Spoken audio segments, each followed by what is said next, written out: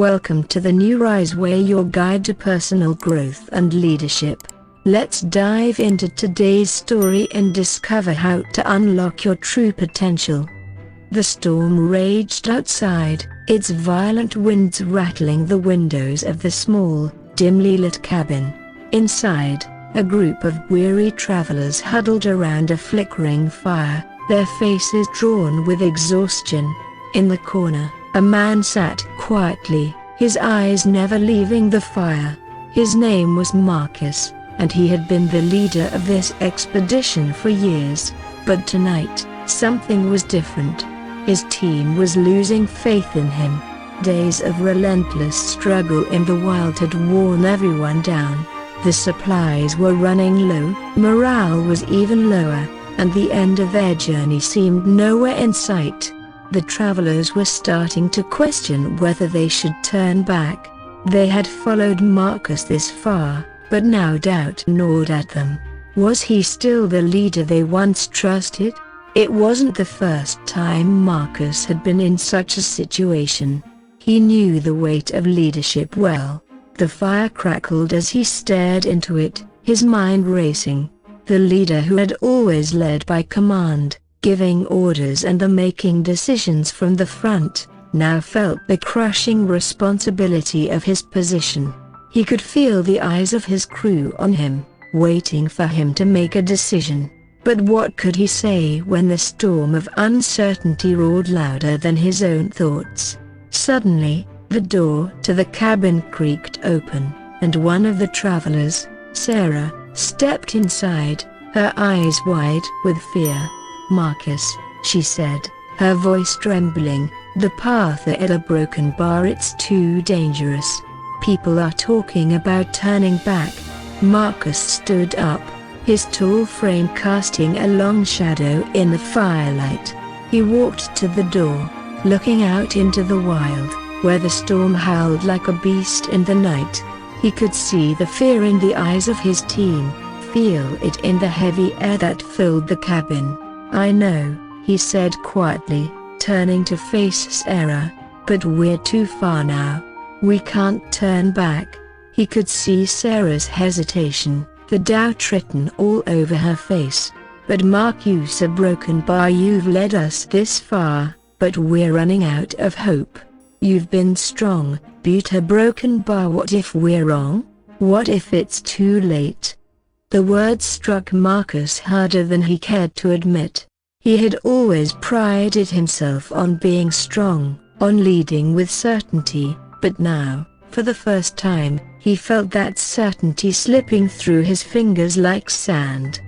He walked away from the group, his mind a storm of its own. What makes a great leader? He asked himself. Is it about being right? About never doubting?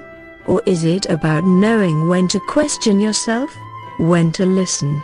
As he stood there, trying to make sense of his thoughts, he heard a voice from behind.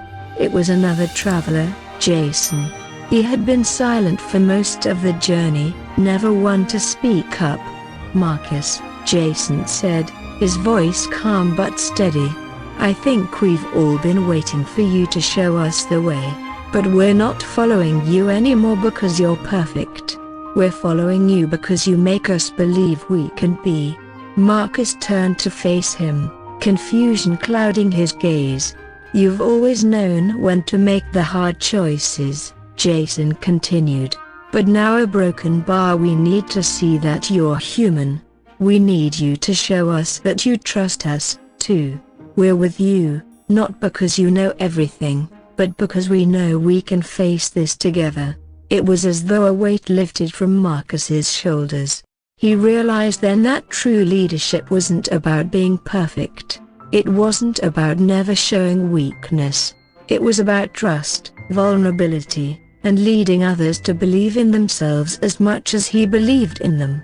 The storm outside continued to rage, but inside the cabin, something changed. Marcus took a deep breath and turned to his team. "I've been so focused on getting us through this that I've forgotten to listen. I've been leading from the front, but I haven't been walking beside you.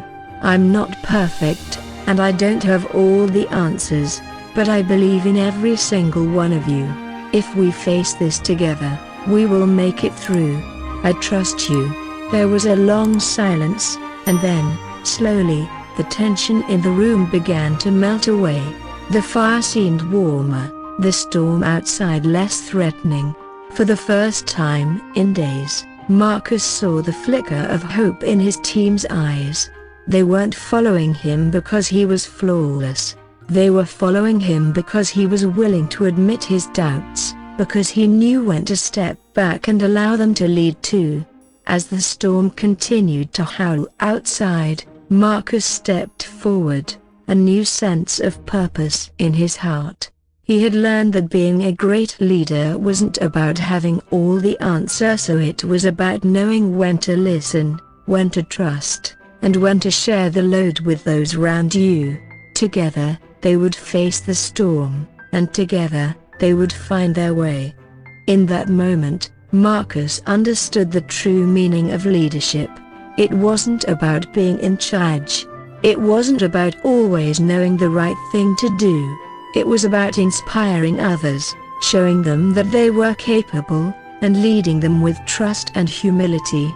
It was about walking beside them, not just in front of them. Thanks for joining us on the New Rise Way. Keep rising, stay inspired, and remember, greatness is a journey. Don't forget to subscribe.